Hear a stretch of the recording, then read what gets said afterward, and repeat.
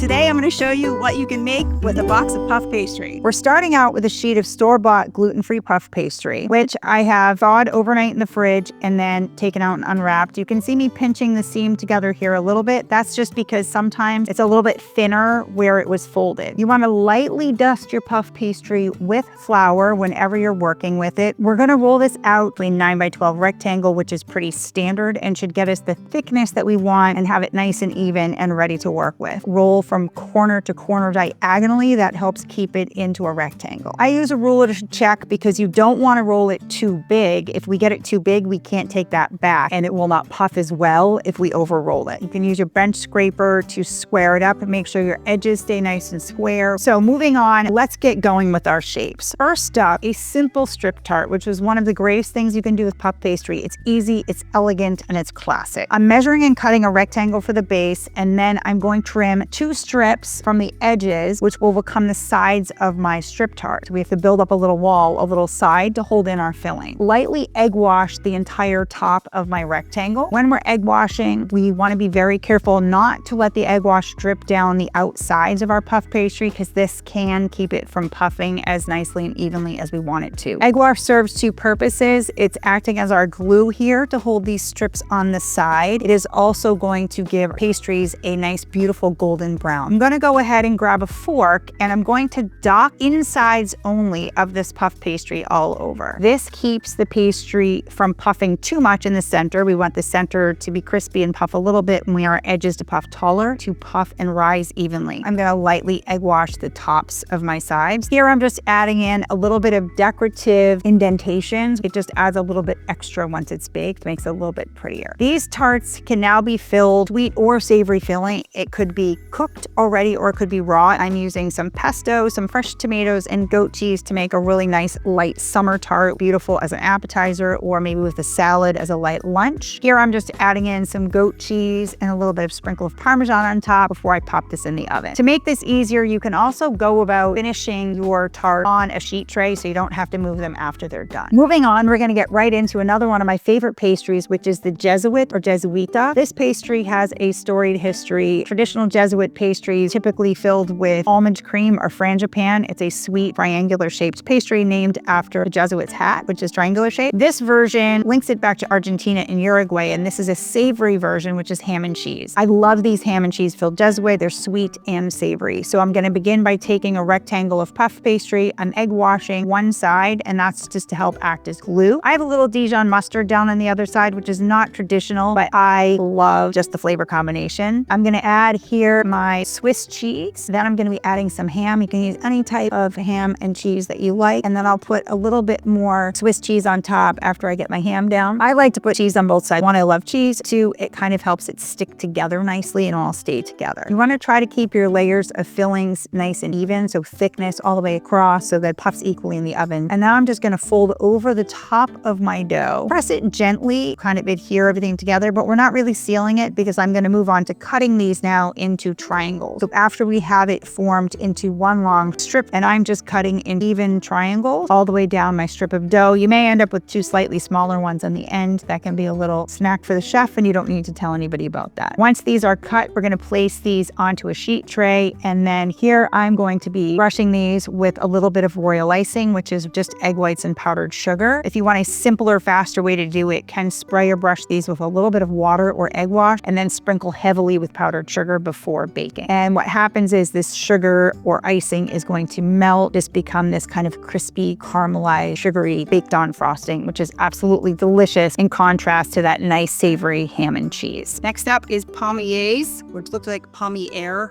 if you're English speaking. Palmiers are another classic puff pastry treat. They're kind of little cookies. So I'm starting off by taking a rectangle of puff pastry dough. You can do any size you'd like. If you want to make giant palmiers or smaller palmiers, it really just has to do with the size of the sheet of pastry you start with. Sprinkle sugar all over the top. You can spritz it with a little bit of water to help your sugar stick. So I'm sugaring all sides of my dough. Sugar it, fold it in half, sugar it, fold the middles in, keep folding again, as you can see, into the middle until we end up with this little silk packet, the way it's folded in, it almost looks like a heart. They're called palmiers because it's thought to look similar to a palm. I'm rolling it and I'm sprinkling a little bit more sugar on top, get it really nice and coated. And then we're gonna cut these into our little cookies. I'm gonna put these right onto a cookie sheet, bake them off in the oven. Make sure that you have a piece of parchment or a Silpat silicone pan liner underneath your palmiers. Because of all the sugar, we don't want them to stick to the pan. And what happens when these bake is all of the sugar caramelizes and gives us these little light, crispy, caramelized cookies. So you're gonna puff out a bit and up just a tiny bit, so they'll be a little bit bigger in size when they're finished. And about halfway through the baking time, you flip them over and you'll see the bottoms have become gorgeous, all caramelized sugar. So we wanna flip them over so that happens on both sides and they get just this beautiful, crispy, brown cookie. Delicious with a cup of coffee or as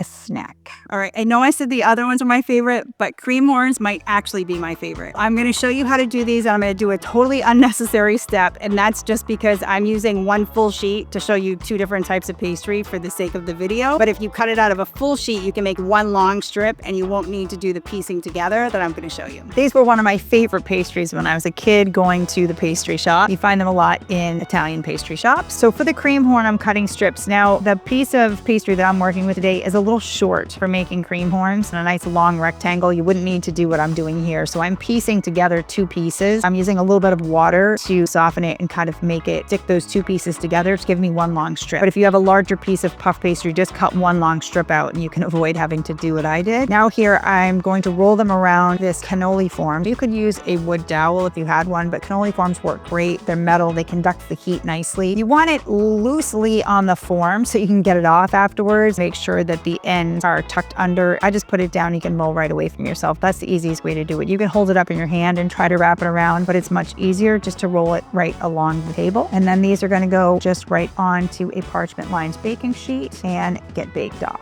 Now for vol au vent. Vol au vent are also sometimes called baskets or kites, depending on how you shape them. Traditionally French, it's vol au vent, which are the round ones. A fantastic, super versatile shape. Sometimes people call those pastry baskets as well in the US. I'm gonna cut this into 9 rectangles, which usually would give you a bunch of extra scraps, but I'm also gonna show you what to do with your scraps so you have no waste. To make our vol au vent, I'm cutting circles out of my puff pastry, and for each vol au vent, to make the traditional one, I'm gonna cut 2 circles for each one. One circle is going to go on the bottom and then we'll be stacking another on top. This shape here that I'm showing you is the kite. Some people will call it a basket. Start by taking a square, we're gonna fold it over, and then I'm cutting along the edges about a 1/4 inch in, and I wanna make sure that we don't cut all the way through. We leave a little bit of dough attached, so then I can fold it over. The strips that we cut form the edges of our basket or the outside of our little tart, whatever you want to call it. They look really pretty and they're just a fun and interesting shape to play with. Again, you can use a knife or a pastry wheel here. You can see I'm cutting right along the edge and again leaving a little portion attached at 2 of those points and then folding my dough across. So moving on to the traditional vol au vent, now you can see on half of these circles, I'm taking a smaller circle cutter and pressing it in. I'm going almost all the way through, but not quite, and I am leaving that circle in the middle. Now I'm gonna egg wash the bottom round, so these rounds have nothing cut out of them. Not even going completely to the edges. You can go right to the edge. You just really wanna make sure, again, we do not let any egg wash drip down the sides because it will prevent them from puffing nicely to give us a good little basket. So once we have our layer of egg wash down, then we're going to take the second set of circles and stack them evenly right on top. So now we have our 2 discs stacked on top of each other. The disc on top also has another smaller circle cut out inside of it, but the dough is still left there. So it's just leaving us this indented line all the way around, and I'm gonna show you what to do with that later. Here I'm using a fork to dock again. In this case, we just wanna dock inside that middle circle. That's going to be the center of our basket, our vol au vent. And that outside rim, we want to puff up really nice and tall and to be edges of our basket. So it's important that we only dot the middles here. And again, that's to help it rise evenly and to keep it from puffing too tall. All of these are roughly the same size, so they can go on the same baking sheet, and we'll bake them all off at the same time. So about these scraps, I'm gonna take these and bake them off, and we're gonna come back and show you something really cool you can do with them. Make sure whenever we're cutting anything out of our puff pastry, if you have scraps, save them for later. Don't throw them away. There's lots of fun things you can do with your scraps. So now I'm just gonna take 3 and put them down as my bases, and then a little bit of egg wash just to glue them together. Again, being mindful just to get a little bit on the top to help them stick. And then we'll stack the other 3 pieces of scrap right on top to stick them together. Egg wash everything one more time and put it in the oven to bake them off. These other little tiny strips that I have here, those can just be made into a snack. You could brush them with a little bit of the royal icing that we had left over from our Jesuits and just makes like a nice little puff pastry cookie. If you wanted to here, you could sprinkle some almonds on top and it would give you a little kind of toasted almond puff pastry cookie. Or you could leave them plain, sandwich them together with a little bit of whipped cream or jam in the middle. Don't throw away your scraps. So you want to use every last bit of puff pastry. It's expensive and it's delicious, so don't waste it. So moving on to another really fun shape that I just love. Doesn't really have a name. You can play around with puff pastry and come up with different things. This isn't necessarily a very traditional shape, say that's taught in pastry school or anything. It's super fun and pretty, and we need to start off by just cutting ourselves some squares. When we're cutting squares out of puff pastry, again, I like to use a ruler to keep everything nice and even. Use my bench scraper to keep my edges square. So I'm cutting little slits in each corner we touch. So we go right around the corner, completely cutting it clean. So we'll be able to lift those edges up, but we're not cutting all the way across the sides. We want to leave about a 1/2 inch, like a little strip on each side that is still connected. Once we have each of these corners cut, we're going to take each corner and fold it to the middle. This is going to give us this cross. You could also say it looks like a flower. It's a shape on top of a shape. It leaves us these little tiny holes in between them. You can leave them empty just like this, bake them off and fill them afterward. Or I like to take a little bit of jam and pipe it into those little pockets that I've created, bake it off in the oven to give us a nice little baked raspberry treat. You could use cheese filling in the middle, a sweet or savory cheese filling, make jam and cheese pastry. You could use an almond filling. The thing about puff pastry that's fantastic is it's up to you. Whatever you want to put inside, you can put. They just look so pretty and elegant, and they're really not that hard. Once you see how I did them, it's actually not nearly as hard as it looks like. Last but not least, these seem like the simplest, but these actually might be my favorite. I know, 3rd time I've said it. These were the most popular in my bakery. I'm just gonna cut them in half into rectangles and you'll see how we finish them. These are good just because how they're finished. Now you can dust them with a little bit powdered sugar before going in the oven if you want to add another layer of sweetness, and or you can dust them with powdered sugar again when they come out of the oven. No rules. This is all about what you want to do and having fun in the kitchen. If you like this style of video, don't forget to subscribe for more. All right, now that everything's out of the oven, let's fill these babies up. We're gonna do some sweet, some savory, and we'll see what we have all together at the end. Here we have our little vol au vent. When they puff up, the middles puff a little bit less than the edges, but they still puff a fair amount the way that we made these when we keep the centers in. And you have 2 choices. You can poke the centers down, or you can pop it out as a little disc, and then we're going to fill them. So I'm filling today with a chicken salad. You could do chicken salad, you could do egg salad, any type of savory filling that you wanted to for a light lunch or an appetizer, depending on what size you make these. Or you can fill them with pastry cream, with whipped cream, with fresh fruit, with pie filling, chocolate mousse, and chocolate shaving. Possibilities are endless. The ones that you push down, you're just gonna fill and then garnish with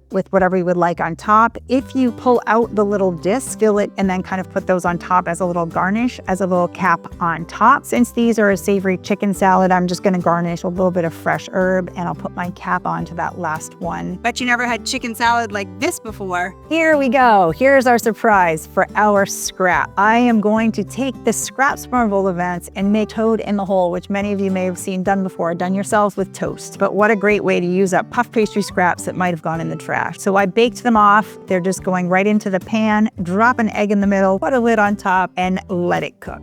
Now onto the good stuff. Dessert. Now for finishing up our cream horns, you're going to take your cream horns. Traditionally, these are filled with a lightly sweetened whipped cream or diplomat cream, which is whipped cream and pastry cream together. The easiest way to fill is to go in from each end to be in the middle. And then when they're finished, a nice dusting of powdered sugar. For finishing up our basket, here I'm adding a little bit of fresh lemon curd and then topping with fresh fruit. You can also use pie filling, pastry cream, whipped cream, chocolate mousse, you name it. If it's delicious, put it it in your puff pastry shell and enjoy it. Here I have some cherry pie filling, and I'm just gonna put a dollop of whipped cream on top. And now for my magic fairy wand. I like to take my Magic Fairy duster of powdered sugar and give everything a nice generous coating of powdered sugar. In the end, it looks beautiful and adds just a little bit more sweetness. So here I have some little rectangles. These were some of our scraps left over. Another one of my favorites that we used to sell in my bakery were puff pastry Bismarcks. Bismarcks are actually usually made with donuts, but we like to make them with puff pastry. A little bit of fresh raspberry jam topped with fresh, lightly sweetened whipped cream. On our little crosses, we can go ahead and dollop in some whipped cream if you like, or just leave them as is. And then topped with another little puff pastry strip. So you can make these with your scraps. You can also make them on purpose with just some rectangles or squares of puff pastry. As always, I'm gonna dust everything one more time with my magic powdered sugar because it looks beautiful and it tastes delicious. All of this from a couple of blocks of puff pastry.